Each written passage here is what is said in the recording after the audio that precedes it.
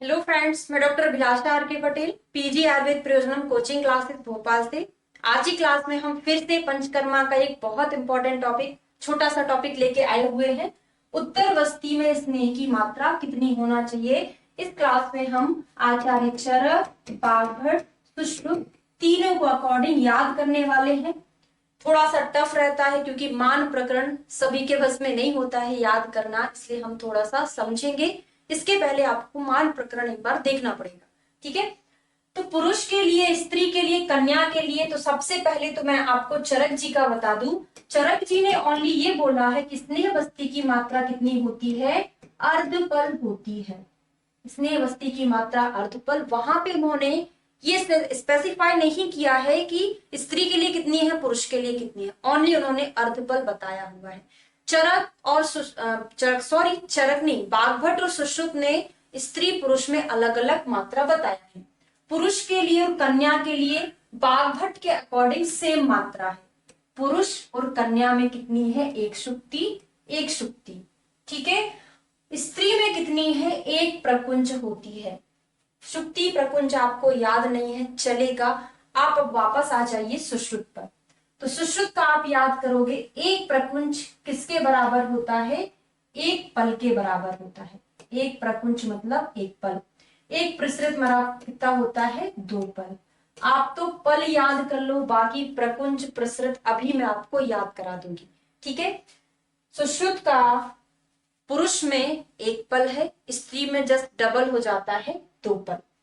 बाघभट्ट का क्या होगा, दो कर्ष मतलब कितना होता है, अर्धपल, और एक पल, अर्धपल और एक पल। ऐसा याद कर सकते हो ना।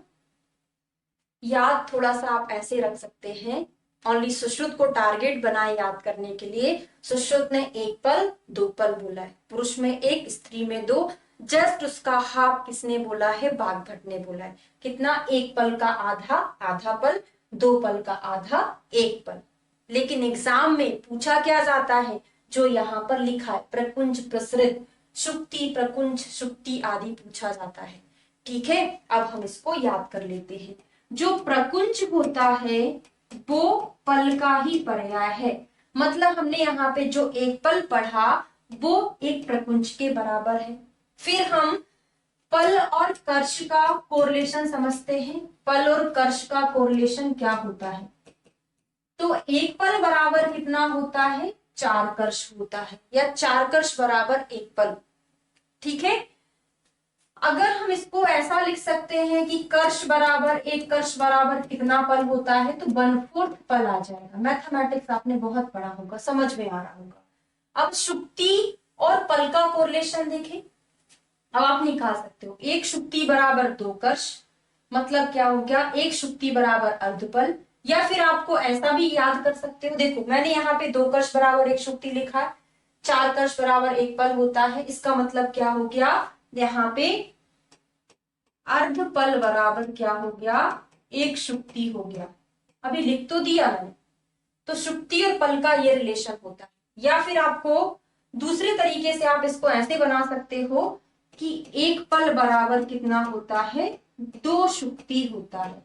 जो भी चीजें हैं नहीं समझ में आए तो जो मैंने मान प्रकरण समझाया है लिख लो बस। अभी ना समझो, कभी आएगा तो मैं आपको एक और वीडियो बना दूंगी इसका, मान प्रकरण का। अभी बस इतना याद रखो, जो मैंने मात्रा याद कराई है, सुश्रुत का एक पल दो पल, जस्ट इसका आधा किसका, बाघभट्ट का हो जाएगा। बाकी उसके पर्याय वगैरह आपको याद रखना है। अगर आप ऐसा याद करने बैठोगे ना, इसका एक प्रकुंज है, इसका एक प्रसृत है, तो कभी जिंदगी में याद नहीं होगा, सब कुछ भूल जाओगे, ठीक है। चलिए, तो ये टॉपिक हमारा कंप्लीट हुआ। अगली क्लास में मिलते हैं अगले टॉपिक के साथ।